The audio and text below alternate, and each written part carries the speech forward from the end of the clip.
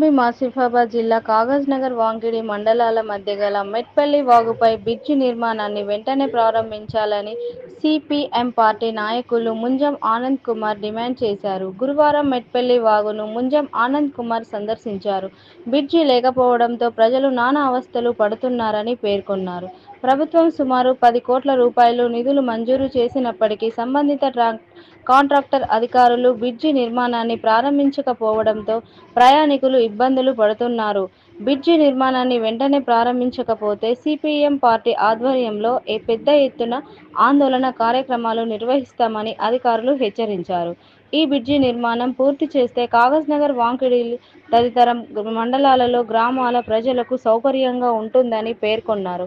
ఈ నిర్మాణం పూర్తయితే ఆసిఫాబాద్ జిల్లా కేంద్రానికి వెళ్లాల్సిన అవసరం లేకుండా దూరం తగ్గుతుందని తెలిపారు. ఈ కార్యక్రమంలో సిపిఎం పార్టీ నాయకులు జాడి మల్లయ్య, దుర్గం రాజ్ కుమార్ పాల్గొన్నారు. ముంజం ఆనంద్ కుమారు. నేను ప్రధానంగా ఇప్పుడు వాంకిడి వాగు అని చెప్పేసి అంటారు.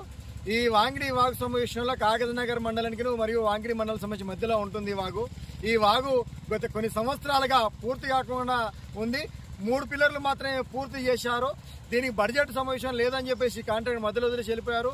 ఈ బ్రిడ్జ్ కాకపోవడం వల్ల ఏదైతే కాగజ్నగర్ మరియు ఈ వాంకిడి మండల సమావేశంలో రాకపోకలు కొద్దిగా తగ్గుతున్నాయి. వర్షాలు రావడంతో పూర్తిగా రాకపోవడం అనేది ఉండకపోతుంది.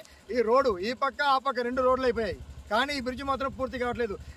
ఈ బ్రిడ్జి కాకపోవడానికి కారకులు ప్రజాప్రతినిధులు, ఇటు సిరిపూర్ నియోజకవర్గం సంబంధించి ఎమ్మెల్యే కావచ్చు, ఇటు ఆసిఫాబాద్ సంబంధించిన నియోజకవర్గం ఎమ్మెల్యే కావచ్చు. ఈ ఇద్దరు కూడా గత ఎమ్మెల్యేలు కానీ ఇప్పుడున్న ఎమ్మెల్యే కానీ పట్టించుకోకపోవడం వల్లనే ఈ బ్రిడ్జి మధ్యలో ఆగిపోయిందని చెప్పేసి మేము భావిస్తున్నాం. ఇప్పటికైనా ఈ బ్రిడ్జి పూర్తి చేయాలని చెప్పేసి అధికారులు దీనికి సంబంధించి ఎంత అవుతుంది బడ్జెట్ అని చెప్పేసి R&B డిపార్ట్మెంట్ వాళ్ళు అంచనేసి ఈ బ్రిడ్జిని పూర్తి చేయాలని చెప్పేసి కోరుతున్నాం.